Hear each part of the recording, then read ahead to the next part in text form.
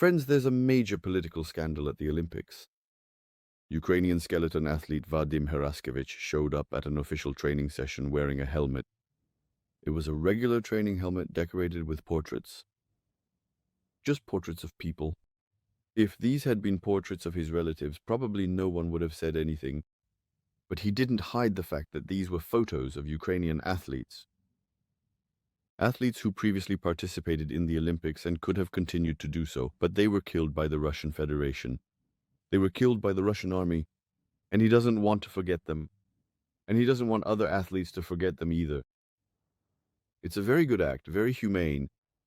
There's nothing written there. There's no "we can do it again" written on the helmet. There's no "Putin die" written on it. There's no "erase Russia from the face of the earth" written on it.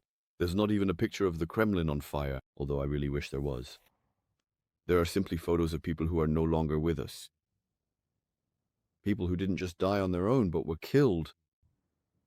People who were killed on the orders of a single maniac, whose team the IOC allowed to compete. Do you think the IOC felt ashamed? Did tears, remorse, or apologies start flowing? Not a damn thing like that. They banned him from performing in that helmet and even from participating in official training sessions. They demanded explanations, but so far there haven't been any.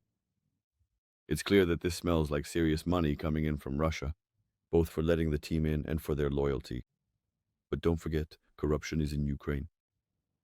When they tell you that there's corruption in Ukraine, when some ironclad member of parliament writes that there's corruption in Ukraine, when international organizations lecture you about corruption in Ukraine, when they write on cardboard signs that corruption is in Ukraine and not somewhere else. Believe it, corruption is in Ukraine.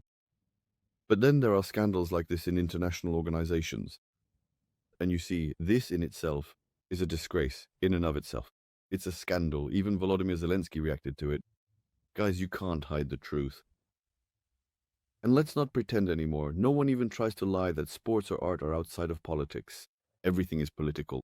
Especially war and killing. That's not really politics anymore. That's war and killing.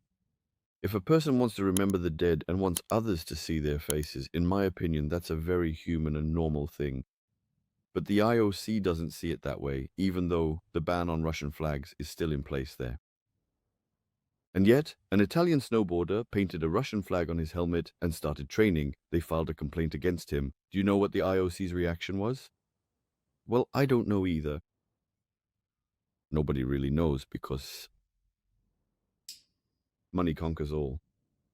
Russian money, reeking of oil and blood, apparently conquers everything. And the IOC, the UN, FIFA, and probably even the UN, when Guterres shakes Putin's hand, they've all rotted through, taking money left and right. But let's not forget about corruption in Ukraine.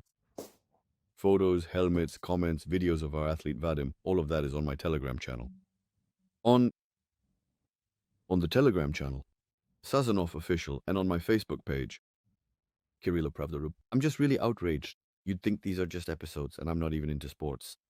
Well, I'm not really interested in the results of the Olympic Games. Not particularly, but moments like these just make me furious. That's it. And there are other videos there as well.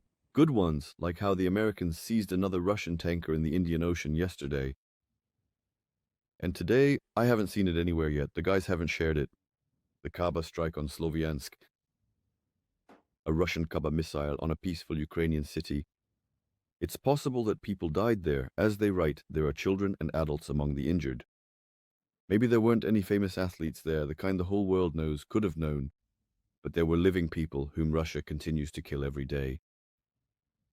And the well-known international sports officials are stuffing their pockets with money, taking bonuses, shaking hands, drinking champagne with Russians.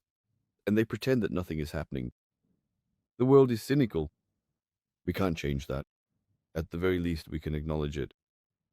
Friends, subscribe to my Telegram and Facebook. There will be a lot of interesting things there. Subscribe to this channel. Here, honestly, the only thing holding back my emotions is censorship. Otherwise, there would be swearing too. Everything will be Ukraine.